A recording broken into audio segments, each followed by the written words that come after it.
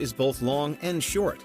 Long in the sense that it's almost double the whole of recorded human history up until now, and short in the sense that it's a minuscule fraction of the timeline of humans as a whole, and certainly in comparison to the age of Earth itself.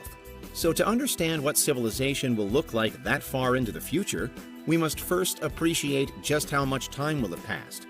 For example, how far have we come in the last 10,000 years? Yes, it's just a blink of the eye in geological time, a mere speck in the vastness of the universe. But this relatively short period has witnessed some astonishing transformations. 10 millennia ago, humans were still predominantly hunter-gatherers, reliant on the bounty of the land. The wheel was a novel invention, the smartphone of its time, and the concept of writing was in its infancy. Fast forward to today, and we find ourselves in an era of rapid technological advancement, global connectivity, and scientific breakthroughs.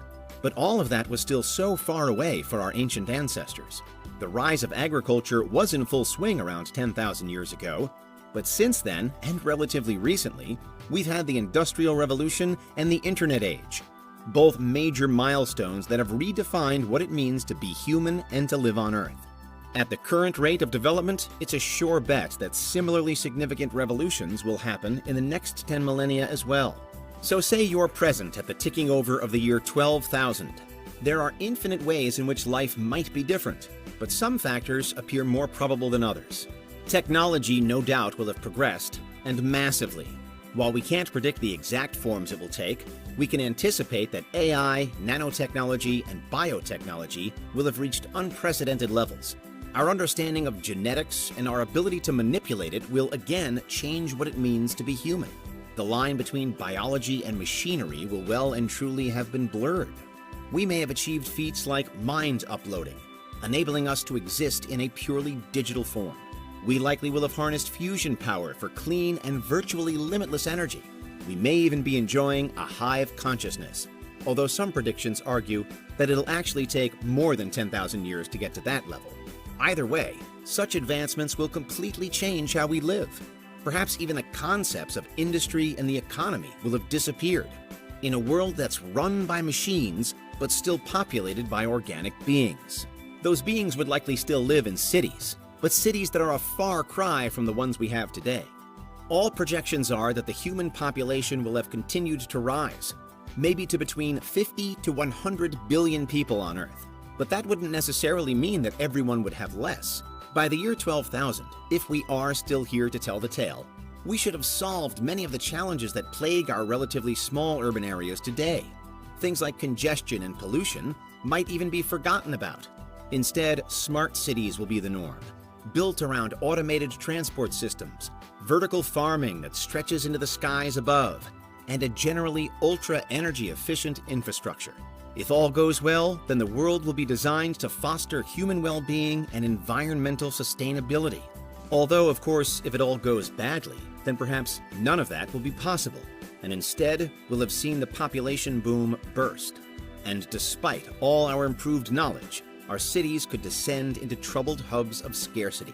And, as so many sci-fi dystopias imagine, the humans that remain may be so outnumbered by the machines that they created. And so the cities, in particular, become wildly dangerous places.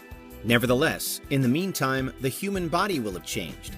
With advances in biotech, we may have dramatically extended our lifespan, perhaps even to the point of functional immortality.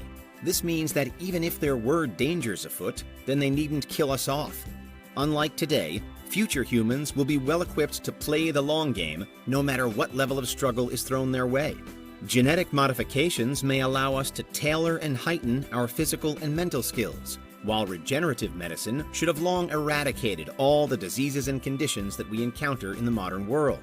However, these advances will have also given rise to various ethical questions about the nature of humanity, individuality, and about our role on Earth and in the universe. What would you do if you were a biologically enhanced human of the time? Do you think you will have evolved enough to outrun anything that could have gone wrong? By then, we should also be a comfortably spacefaring species, colonizing other planets and moons and mining asteroids, all to our heart's content. Many predict that we will have discovered alien life by this point, and if it's intelligent, then we might have struck up a relationship with it. Although again, the potential problems of this future epoch might have made that difficult. In one especially concerning scenario, we could see the machines of here team up with the aliens from afar, all while the lowly humans live under the gaze of both. So if that happens, or if any of the other circumstances unfold, then the question remains, are we happy? Is in and around the year 12,000 an era of hope or a time of despair? A vision of success or a picture of doom? Here we can look to philosophy for some answers. The hedonistic view, for example, argues that happiness is derived from pleasure and the avoidance of pain. And in the future, advanced technology may offer unparalleled opportunities for pleasure and comfort, enhanced sensory experiences, limitless entertainment options, and a world free from disease and poverty. However, the counter-argument says that the pursuit of pleasure alone may lead to a shallow existence devoid of meaning or purpose. Eudaimonia, championed by Aristotle among others, asserts that happiness is found in living a virtuous and fulfilling life. But that might not be possible if even all the more positive applications of future tech come to pass. Instead, the humans of 12,000 may face profound existential questions about the meaning of life. For example, are they even needed anymore? And if not, then where do they go from there? A Buddhist perspective posits that happiness is closely tied to the alleviation of suffering. Now, a future marked by advanced medicine and AI-driven mental health solutions, for instance, could potentially reduce or even remove the burden of being alive. But again, there's a trade-off, as we may instead grapple with new forms of suffering, such as with the perceived loss of individuality. Finally, happiness is also intrinsically tied to the relationships we have with others. In a future defined by shiny tech and digital living, the maintaining of meaningful friendships and social connections could become challenging, and the happiness and general psychology of the future may depend entirely on how we navigate this hurdle. On the one hand, there might be more people to meet than ever, and all of us living the most comfortable lives we've ever known. On the other, and even if the population does soar, could we be heading for a time of isolation and loneliness? As with so many of the considerations that need to be made, it's a thin line and a delicate balance. But the future is coming for us all, so it's surely best to try to ensure that it's somewhere that we'll still want to be, and somewhere that will still want us there. Because that's what civilization will look like in 10,000 years.